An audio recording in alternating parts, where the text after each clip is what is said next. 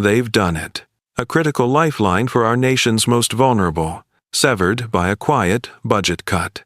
What they just dismantled is a chilling preview of a much larger storm heading directly for your benefits. Understanding this one decision is the key to protecting what you've earned. Stay informed. Stay ahead of the changes. A subscription to this channel is your first line of defense. Just yesterday, we uncovered the attempts to rewrite the rules for Social Security disability, specifically targeting those over 50. But today, the attack has escalated.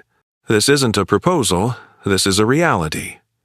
Starting in August of 2025, they are pulling the plug on a program that was the last hope for countless Americans. A promise has been broken. It was known as the SSI and SSDI Outreach, Access and Recovery Program, or SOAR. For years, this was the only pathway for so many: the homeless, the mentally ill, those teetering on the edge of disaster. The disability claims process is a brutal, soul-crushing bureaucracy, and SOAR provided the guides, the experts who could navigate that maze for people who couldn't do it alone. Over the last several years, SOAR has successfully guided more than 100,000 of our most at-risk citizens to the benefits they were owed. And the cost? A pittance.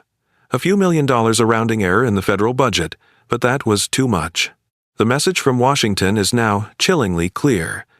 You can continue to help these struggling people, but you're on your own.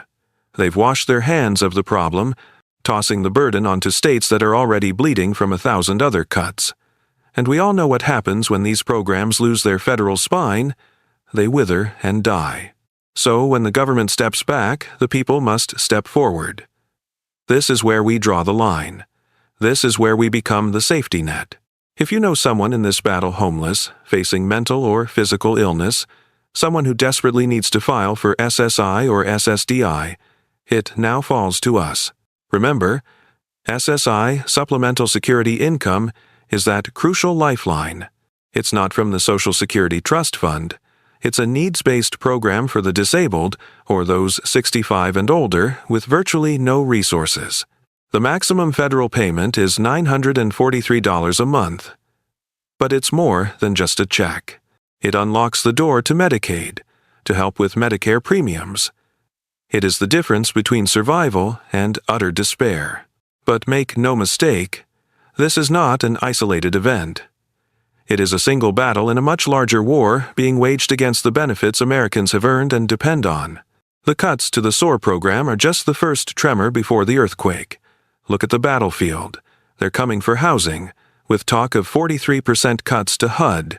They're rewriting the rules for SSI, threatening to count any help you get from family for food or shelter against you once again.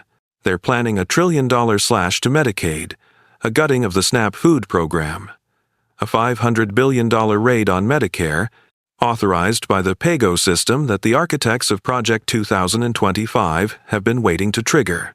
They're targeting your electricity assistance, the home services that keep our elderly out of institutions, even Meals on Wheels and the senior volunteer programs. And for our veterans, the VA is facing a workforce cap, a backdoor cut of tens of thousands of jobs, even as wait times for appointments spiral out of control. Every single one of these cuts is a broken promise, paid for by the permanent, massive tax breaks handed to the wealthiest corporations and individuals. They got their reward. Now, you're being handed the bill. This isn't just about budgets. This is a battle for the soul of the country. On one side, there is a belief that you lift up 100 people, even if it means one person might take advantage. It is the belief that helping 99 in need is worth the risk of one who is not. That is compassion, that is strength. Then there is the other side. The side that sees one person they don't know, one person they resent, and decides to burn the entire system to the ground, letting the other 99 suffer just to punish that one. Politicians thrive on pushing people into that second group, because a nation divided against itself is easy to control. They whisper 5 magic words: fraud, waste, abuse, illegal aliens. And just like that, they have permission to dismantle everything that holds us together. This is not a new war. Back in the 1930s, when programs like Social Security were first born, The wealthiest corporate powers tried to overthrow the government to stop them. They see these programs not as a safety net for the people, but as an infringement on their power. The fight continues today, and the attacks are becoming more precise, more insidious. Consider the proposed changes for those filing for disability over the age of 50. They are moving the goalposts, making it infinitely harder to prove that a lifetime of hard labor combined with a disability makes you unable to work. It's a quiet way of denying countless legitimate claims.